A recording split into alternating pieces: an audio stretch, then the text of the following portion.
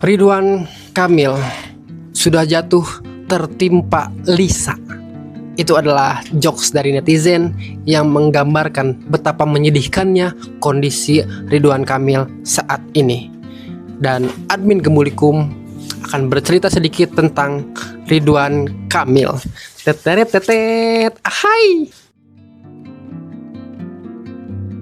Dalam satu dekade terakhir, politik Indonesia melahirkan seorang bintang baru yang berbeda. Bukan dari barak militer, bukan pula dari dinasti politik lama. Dia adalah seorang arsitek bernama Ridwan Kamil.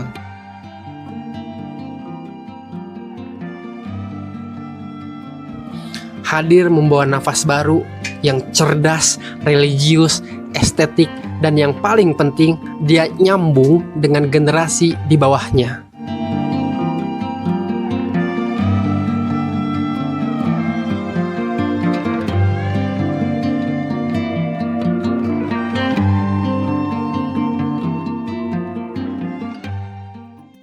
Mendapatkan hati masyarakat Bandung hingga Jawa Barat, bagi banyak orang, ia bukan sekedar wali kota ataupun gubernur, tapi simbol harapan bahwa politik bisa menjadi bersih dan manusiawi. Namun, ada harga mahal yang harus dibayar saat seseorang diangkat menjadi idola sempurna. Hari ini, kita melihat simbol itu mulai retak. Di tengah isu harta, tahta, dan wanita, benarkah kita sedang menyaksikan kejatuhan dari Ridwan Kamil karena badai politik yang sangat mengerikan?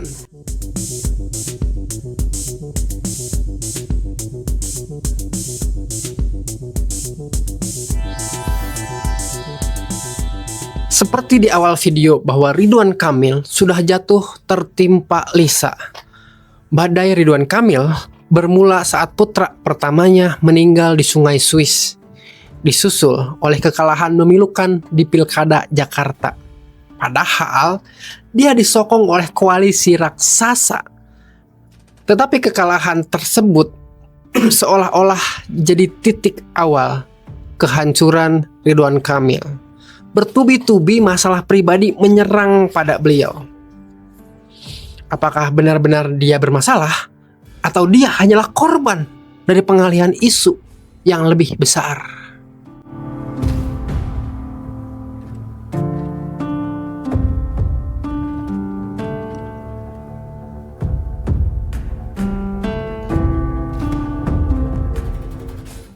Penderitaan Ridwan Kamil dilengkapi dengan saat KPK mulai mengetuk pintu rumah pribadinya terkait pusaran korupsi Bank BJB. Di titik ini, Ridwan Kamil bukan lagi bertarung demi jabatan, tapi dia bertarung untuk mempertahankan harga dirinya. Aji mengatakan pemeriksaan terhadap RK rencananya digelar pada pekan ini tanpa mengungkap secara pasti jadwal pemeriksaannya. Setelah RK, menurut Himawan, penyidik juga akan kembali memeriksa Lisa Mariana selaku terlapor. Himawan menjelaskan materi pemeriksaan yang akan didalami penyidik berkaitan dengan hasil tes DNA dari Pusdokes Polri. Munculnya isu perselingkuhan dengan nama Lisa Mariana mengguncang persepsi masyarakat. Meskipun Ridwan Kamil dengan tegas membantah dan dia menempuh jalur hukum atas pencemaran nama baik, benih keraguan telah tertanam di mata masyarakat.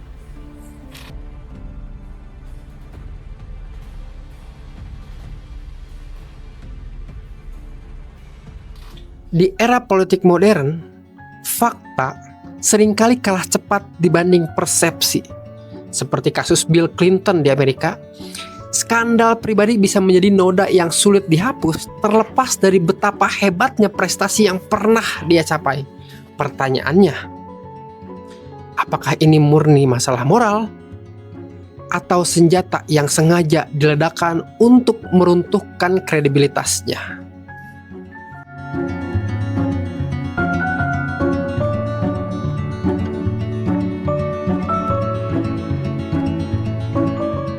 Mengapa Ridwan Kamil dahulu sangat dicintai? Jawabannya ada pada kemampuannya membangun narasi. Ia menampilkan kehidupan rumah tangga yang harmonis bersama istrinya, menjadi ayah yang luar biasa untuk anak-anaknya, dan menjadi bapak-bapak pejabat yang lucu di mata netizen. Namun sayangnya ketika publik menganggap seorang pemimpin adalah malaikat, maka ruang untuk kesalahan menjadi sangat sempit. Sedikit saja ada isu miring, kekaguman itu bisa berubah menjadi kemarahan instan. Inilah yang kita sebut sebagai idol destruction syndrome, sebuah fenomena di mana masyarakat ramai-ramai menghancurkan sosok yang dulu mereka puja menjadi sebuah benih-benih tai kucing. Pengusutan kasus dugaan korupsi pengadaan iklan Bank BJB dipastikan tak hanya berhenti pada mantan Gubernur Jawa Barat Ridwan Kamil. Dugaan aliran dana korupsi perkara ini yang mengalir ke sejumlah orang terdekat RK juga mulai didalami KPK. Belum usai isu pribadi, badai kedua datang dari arah hukum. Maret 2025, publik dikejutkan dengan penggeledahan rumah pribadi RK oleh KPK terkait kasus dugaan korupsi Bank BJB. Meskipun statusnya masih menjadi saksi, kerusakan citra sudah terjadi.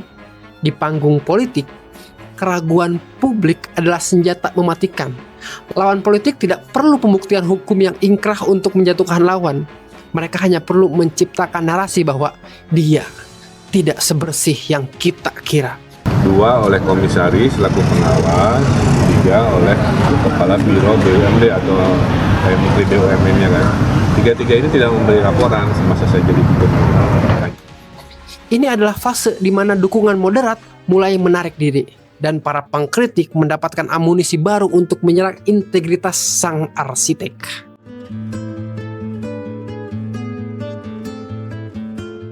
Apa yang dialami oleh Ridwan Kamil adalah pelajaran berharga bagi demokrasi kita. Kita terlalu sering mencari superhero dalam politik, lalu kecewa saat menyadari mereka hanyalah manusia biasa. Apa yang dialami oleh Ridwan Kamil adalah pelajaran berharga bagi demokrasi kita. Kita terlalu sering mencari superhero dalam politik. Kita lupa bahwa pemimpin yang baik lahir dari sistem yang kuat, bukan hanya dari citra yang dipoles oleh sosial media.